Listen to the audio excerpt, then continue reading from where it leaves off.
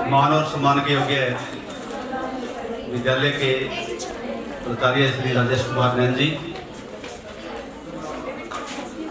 प्राथमिक विंग के मुखिया श्री महिपाल जी, सभी आदरणीय प्राध्यापक एवं अध्यापक साथी, और आज इस कार्यक्रम के जो मुख्य केंद्र बिंदु हैं, जिनकी विदाई हो रही है कक्षा 12वीं की छात्राएं, और इस आयोजन में जो पूरा मेहनत कर रहे हैं, जो विदाई के इस कार्यक्रम में अहम भूमिका निभा रहे हैं, 11वीं क्लास की छात्राएं। आज का ये जो कार्यक्रम है, ये एक परंपरा का बहुत ही सुंदर तरीके से निर्वहन है। किसी भी संस्था में जब कोई छात्र छात्राएं या पहले गुरुकुल की परंपराएं होती थी, जब शिक्षा ग्रहण करते थे तो गुरु दक्षिणा का एक रिवाज होता था, और उनको अच्छी प्रकार से शिक्षा की पूरी तैयारी होने के बाद जो संस्था के अध्यापक थे या जो उनके पीछे रहते हुए जो बच्चे थे, वो उनको विदा करते थे कि आपने शिक्षा प्राप्त की है, आप अपने जीवन में आगे बढ़ें।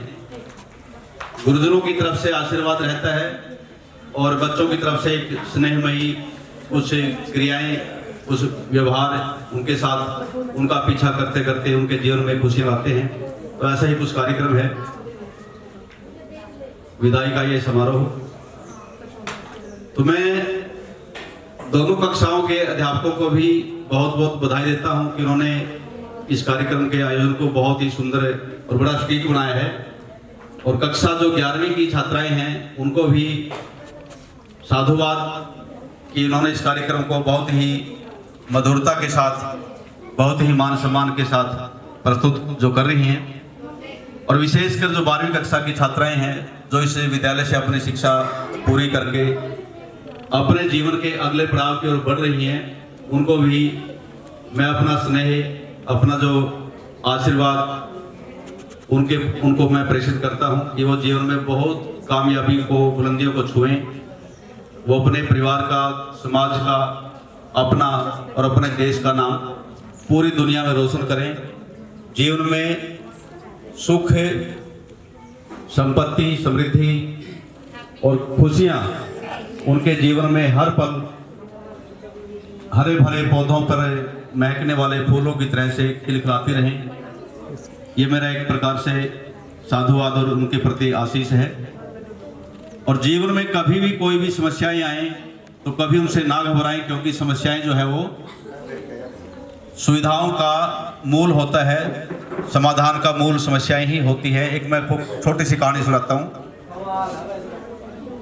पुराने जमाने में हम कहानियां सुनते थे पुराने जमाने की कि एक गांव में कोई राक्षस आया और बहुत बड़ा राक्षस था। तो गांव वाले लोग जो किसी मंदिर में या किसी संस्थान में एक बुजुर्ग आदमी रहते थे, उसके पास गए और वो कहने लगे कि महात्मा जी, अपने गांव में बहुत बड़ा राक्षस है, तो उसका क्या करें, वो तो पैरों के नीचे हमें कुचल रहा है। तो वो कहने लगे कितना बड़ा राक्षस है जी? बहुत बड़ा है जी, उसके तो उंगलियां, उसके नाखून हमारे मकान जितने बड़े बड़े हैं। तो कहे तो बहुत अच्छी बात है, बड़ी खुशी की बात है, इतना बड़ा राक्षस है।